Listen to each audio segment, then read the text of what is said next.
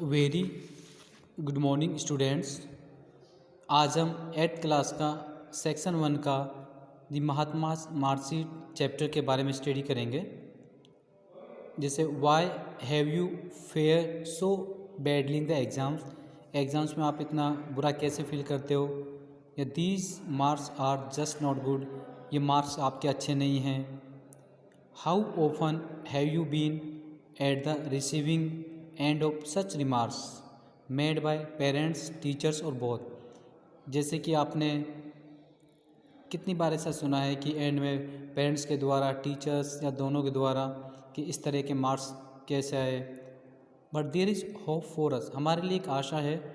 For we were not many famous people very medicode, क्योंकि हम इतने ज़्यादा फेमस पीपल नहीं हैं स्टूडेंट्स इन द स्कूल। तो इस चैप्टर को हम पढ़ेंगे जो कि महात्मा गांधी के बारे में है, और देखेंगे कि ऐसा उनके साथ क्या होता है। महात्मा गांधी जो कि हमारे नेशनल फादर हैं, Mahatma Gandhi was one of the most influence man of the 20th century, कि 20th सेंचुरी के सबसे प्रभावशाली व्यक्ति थे हमारे Mahatma Gandhi.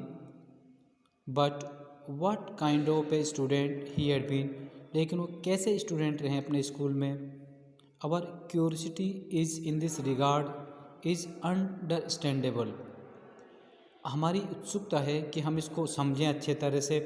And answers can be found in his own autobiography, और जो उनकी आत्मकथा है उनको पढ़कर और हमें इन प्रश्नों का उत्तर ताकि मिल सके। उनकी ऑटोबायोग्राफी है माई एक्सपेरिमेंट विद ट्रूथ, कि सत्य के साथ मेरे प्रयोग। And some carefully preserve records of one of the schools in which he study, और हमने बड़े ध्यानपूर्वक उनके रिकॉर्ड रखा है जिस स्कूल में वो पढ़ते थे वहाँ का, जो कि हमें उनकी ऑटोबायोग्राफी से मिला है। Gandhiji had changed many schools before the age of 10। देखो, 10 वर्ष की उम्र से पहले गांधी जी ने कई स्कूल परिवर्तित किए थे। But spent 7 years in high school in Rajkot, but Rajkot में जो हाई स्कूल थी उसमें उसने लगभग 7 साल बिताए थे। And he tell us that, और उसने हमें बताया था कि he was certainly not regarded as a dunce, और वो हमें बताते हैं कि वो एक डल स्टूडेंट या एक स्लो लर्नर के बारे में, कि he was certainly not regarded as dunce, मतलब वो एक स्लो लर्नर की तरह नहीं थे कि कम जो बहुत धीरे धीरे सीखते हैं। ही सर्टिफिकेट्स ऑफ प्रोग्रेस, उनके जो सर्टिफिकेट से प्रोग्रेस के नेक्स्ट क्लास में जाने के, या कैरेक्टर्स वर नेवर बैड, या उनका जो चरित्र है कभी भी खराब नहीं रहा है। He even won prize at the end of the second standard, यहाँ तक कि जब वो सेकेंड स्टैंडर्ड में थे तो उन्होंने बहुत से प्राइज़ भी जीते हैं। And scholarships in class 4 and 5, और जब 4th और 5th क्लास में थे तब उन्होंने स्कॉलरशिप अवार्ड भी जीते हैं। तो ऐसा नहीं है कि वो एक गांधी जी एक स्लो लर्नर की तरह रहे हैं। एंड यट ही सेज, फिर भी वो कहते हैं with characteristics modesty, expressing a lower opinion of his ability, या in a manner which is a typical of him. जैसे अपने ओपिनियन कहते हैं कि अपनी एबिलिटीज़ के बारे में बताते हैं वो, that was only due to luck not made, उनके बारे में बताते कि जो कि केवल शायद मेरा भाग्य अच्छा था जिसके कारण मुझे मिला, नहीं कि मेरी मेरिट के according. In the later years, बाद के आने वाले समय में, हावेवर यद्यपि, हिज अटेंडेंट्स, उनके जो सहायक थे, उनके जो सहायक थे बीकेम ब्लैक्स, वो थोड़े केयरलेस या स्लो हो गए।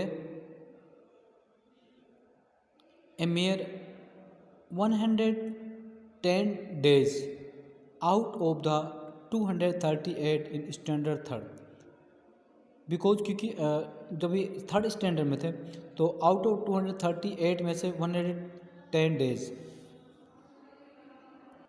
For example his marks in the annual examination, final exam में उनके जो मार्क्स आए थे नॉर्मली एवरेज बिटवीन 45% एंड 55%, लगभग 45 या 55% के करीब उनके मार्क्स आए थे।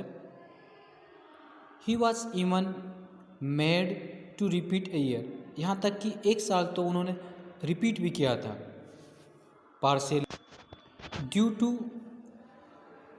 पुअर अटेंडेंस, अपनी कम अटेंडेंस के कारण। He became a serious student, वो बहुत ही गंभीर विद्यार्थी बन गया।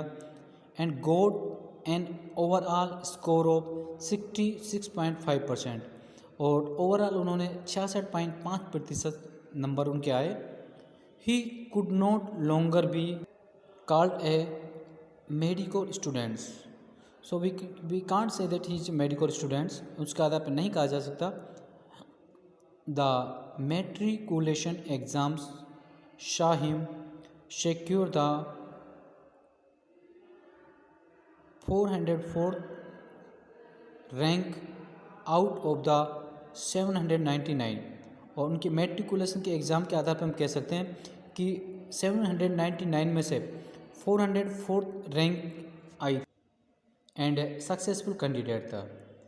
हिज मार्कशीट रीड, फिर उनकी जैसे मार्कशीट के बारे में पढ़ते हैं। जैसे इंग्लिश में उसके 200 में से आउट ऑफ 89, गुजराती में आउट ऑफ 100 45.5, मैथमेटिक्स में 59 out of 175, and general knowledge में 150 में से 54।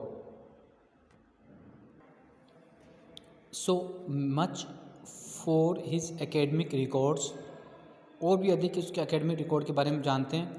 But he cope equally with all the subjects he had to study, but वो जितने भी सब्जेक्ट उसने पढ़े थे सभी में वो एक सक्सेसफुल स्टूडेंट रहा था।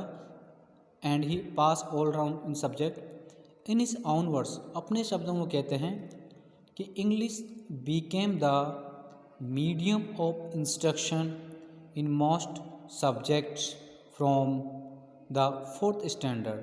उन्होंने बताया अपने शब्दों में कि इंग्लिश जो है एक मीडियम ऑफ इंस्ट्रक्शन भी बन सकती है 4th स्टैंडर्ड से। उनके कहने का मतलब 4थी कक्षा से हम मीडियम ऑफ इंग्लिश भी एजुकेशन का रख सकते हैं। I found myself completely at sea, मैंने अपने आप को पूरी तरह अनेबल टू अंडरस्टैंड, मैं इस बात को समझ नहीं पाया।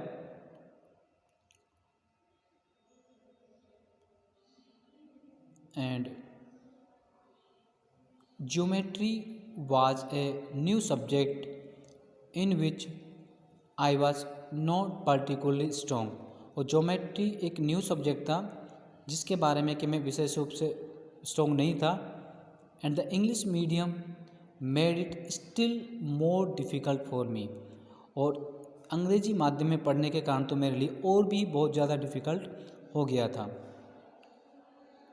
The teachers taught the subject very well, teachers तो अपना सब्जेक्ट बहुत अच्छे से पढ़ाते थे।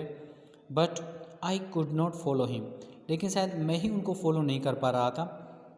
Often I would lose heart, और अंत में मैंने अपनी आशा छोड़ दी। And think of going back to the 3rd standard, और वापस मैंने 3rd क्लास में जाने का निश्चय किया। व्हेन, जब, हाउएवर विद मच एफर्ट, जब मैंने बहुत ज़्यादा प्रयास किया, तो I reach the 13th proposition of इलूसिड, तो मैं राइट एंगल 7th उस पर पहुँचा। The utter simplicity of the subject was suddenly revealed to me, और सब्जेक्ट की जो रिलेबिलिटी थी वो मेरे सामने आ गई। A subject with only required a pure and simple use of honour one's reasoning power. इसके लिए केवल एक रीजनिंग पावर की आवश्यकता थी। कुड नॉट बी डिफिकल्ट, जो ज़्यादा कठिन नहीं हो सकती थी। Ever since that time geometry has been बहुत easy and interesting for me. But कुछ समय बाद ज्योमेट्री मेरे लिए बहुत ही सिंपल और अंडरस्टैंडिंग हो गई थी। Sanskrit proved a harder task, Sanskrit मेरे लिए बहुत कठिन सब्जेक्ट था। In geometry there was nothing to memorise, क्योंकि ज्योमेट्री में लर्न करने के लिए कुछ भी नहीं था ऐसा। वेर इज इन संस्कृत, जितना कि संस्कृत में I thought everything had to be learn by heart, मैंने सोचा प्रत्येक चीज़ बाय हार्ट में लर्न कर लूँगा। ओके स्टूडेंट, आज की वीडियो में इतना ही पढ़ेंगे। Thank you very much.